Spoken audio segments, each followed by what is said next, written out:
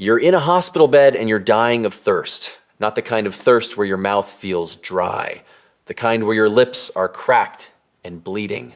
Where your tongue is swollen. Where every cell in your body is screaming for water and you do anything to drink. The nurse brings a cup to your lips. Your eyes lock onto it. You reach for it. You want it more than you've ever wanted anything in your life. And then your body detonates. Your throat slams shut. Your neck snaps backward. Your arms flail. You're choking on nothing, on air, on the mere idea of swallowing. The cup isn't even touching your mouth yet. You're not even wet. But your brain has decided that water is death, and every muscle in your body is trying to escape from it. You're screaming, but not at the nurse, not at anyone. You're screaming at yourself, begging your throat to open, begging your body to cooperate, begging for just one sip. It won't. And the worst part, the part that makes the doctors look away, is that you're completely aware. You know this is insane. You know you need water. You know you're dying without it. But you're more terrified of that cup than you are of dying. And somewhere in the back of your mind, underneath the panic, you understand what that means. You have rabies. And you are going to die. Not in the abstract future. Not if things go wrong. You are actively dying right now. Today, in this room. The doctors can't save you. There is no treatment, no cure, no experimental drug that changes what happens next. There is only this: days of worsening terror, confusion, and pain, followed by seizures, paralysis, and death. 100% fatal, no exceptions, no miracles. And the bite that killed you? It happened weeks ago. You didn't even think about it twice. The virus entered through a bite. Not a dramatic attack, not a mauling, just a dog you tried to pet. A bat that brushed your arm in the dark. A scratch from something you didn't think twice about. Maybe it bled a little, maybe it didn't. Either way, you cleaned it, put a Band-Aid on it, moved on with your day. The bite healed. The scab fell off. Your skin looked normal again. And that's the trick. Because while your body repaired the surface, the virus was already inside, not in your blood, not spreading through your veins. That would trigger an immune response. That would cause swelling, fever, pain, something your body could detect and fight. But rabies doesn't do that. It hides in your muscle tissue right where it entered. Silent, dormant, replicating slowly in the cells around the bite site, staying just below your immune system's radar. Your body doesn't panic because there's nothing to panic about yet. No infection spreading, no toxins in your bloodstream, just a virus waiting in the periphery, multiplying in the dark. You go back to work, you sleep normally, you feel fine, and the virus waits. It's not rushing. It doesn't need to, because once it's inside, it's already won. The only question now is how long it takes to reach your brain. That depends on where you were bitten. A bite on your foot? The virus has to crawl all the way up your leg, through your spine, into your brainstem. That can take months. A bite on your face? Your brain is inches away. You might have 2 weeks, but either way, you won't feel it coming. Because rabies doesn't travel through your blood. It travels through your nerves. It locks onto the receptors in your nerve endings, the same pathways your brain uses to send signals to your muscles, and it starts climbing, slowly, neuron by neuron, moving along the microscopic highways that connect your body to your brain. Your immune system can't see it. Antibodies patrol your bloodstream, but the virus isn't there. It's inside the nerve cells themselves, hidden from surveillance, moving in the one direction your body can't defend, up.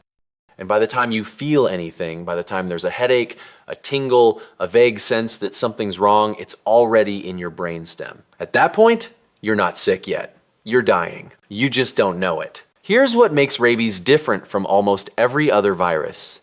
Most infections spread fast and trigger inflammation. Your body responds with fever, swelling, pain, signals that force you to rest, to seek help, to fight back. Rabies does the opposite. It doesn't want your immune system to notice. It doesn't want you to feel sick. It wants time. So it moves in silence, one nerve cell at a time. Each cell it infects becomes a vehicle, transporting it closer to your brain without ever spilling into your bloodstream where antibodies could neutralize it. Think of it like a hostile takeover happening inside a locked building. The alarm system only monitors the doors, but the virus is already inside, moving through the walls. And once it reaches your brainstem, once it gets into the part of your brain that controls survival reflexes like swallowing, breathing, and heart rate, it doesn't just infect a few cells, it spreads everywhere. Within days, rabies is in your hippocampus, your amygdala, your frontal cortex, the parts of your brain responsible for memory, fear, decision-making, and self-control. But it doesn't destroy those areas. Not yet. Instead, it reprograms them. It forces your neurons to overproduce certain neurotransmitters. It disrupts inhibitory signals. It amplifies your startle reflex and heightens your fear response to the point where ordinary sensations, light, sound, air on your skin become unbearable. Your pupils dilate and stay dilated. Bright light feels like knives in your eyes. You can't look at windows. You can't face lamps. The doctors dim the lights, but it's not enough. Everything is too bright, too loud, too much. A door closes somewhere down the hall and you jolt like you've been shot. Your heart rate spikes to 140. Your hands shake. You can't calm down. Someone touches your shoulder to comfort you and you recoil so violently you nearly fall out of bed.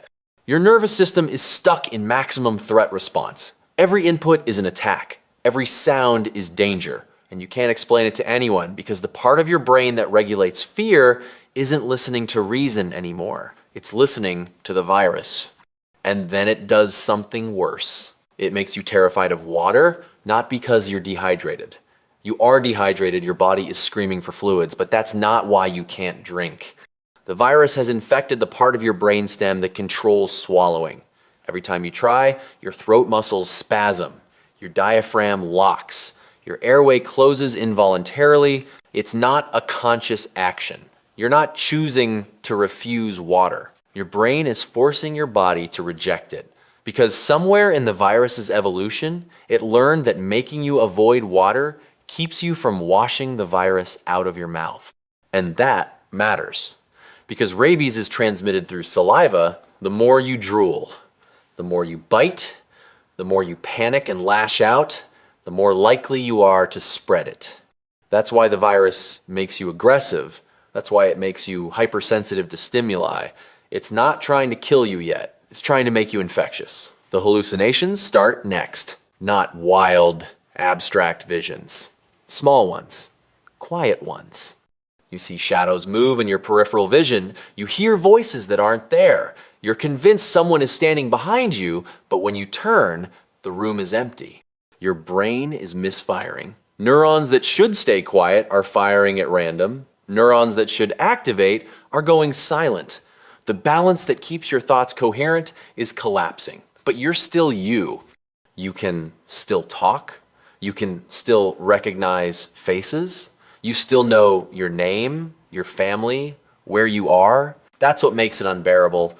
You're not unconscious. You're not delirious. You're trapped inside a body that's betraying you, watching yourself lose control in real time. You try to drink, your throat seizes, you choke, you panic, your heart rate spikes, you start hyperventilating.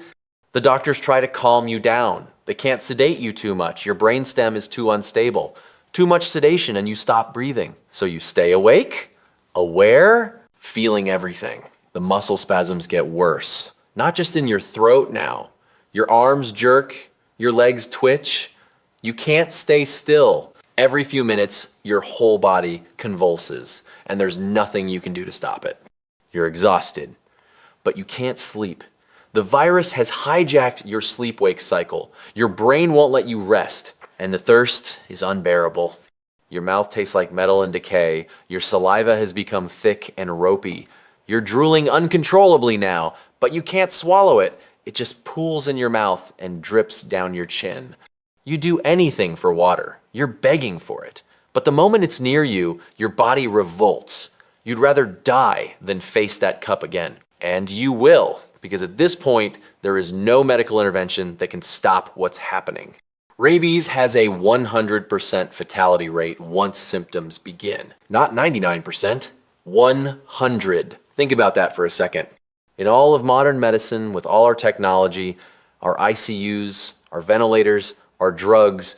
We cannot save you. Doctors can keep you comfortable. They can manage your pain. They can give you sedatives to dull the panic, but they can't cure you. There's no antiviral that works. No antibody treatment that can reach the virus now that it's inside your brain. No surgery, no dialysis, no life support that changes the outcome. You are going to die. The only question is how long it takes. Most people last 3 to 7 days after symptoms start. Some last longer. A few have survived, less than 30 people in all of recorded human history, but only with an experimental treatment that puts you in a medically induced coma and hopes your immune system can clear the virus before your brain shuts down. Completely, it almost never works. And even when it does, the survivors are often left with permanent brain damage.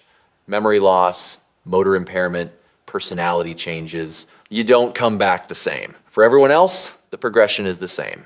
The spasms get worse. The hallucinations intensify. You stop recognizing people.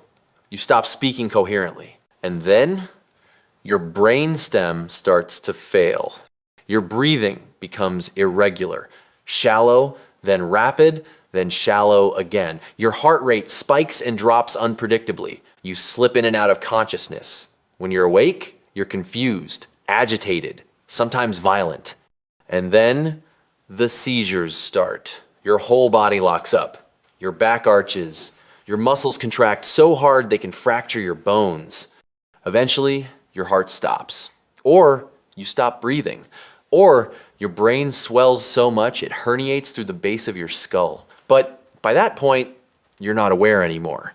The you that was terrified, that wanted water, that begged for help, that version of you is already gone. Here's the part that makes rabies different from every other nightmare disease. It was completely preventable.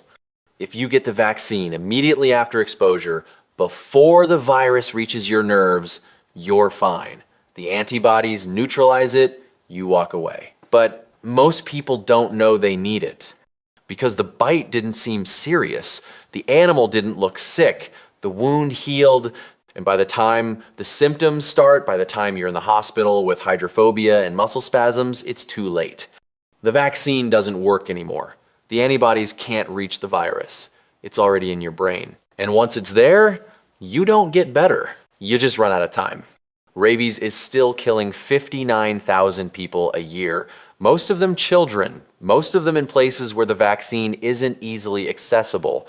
Not because the virus is unstoppable, but because by the time anyone realizes what's happening, there's nothing left to stop. You feel fine, then you don't, then you're dead.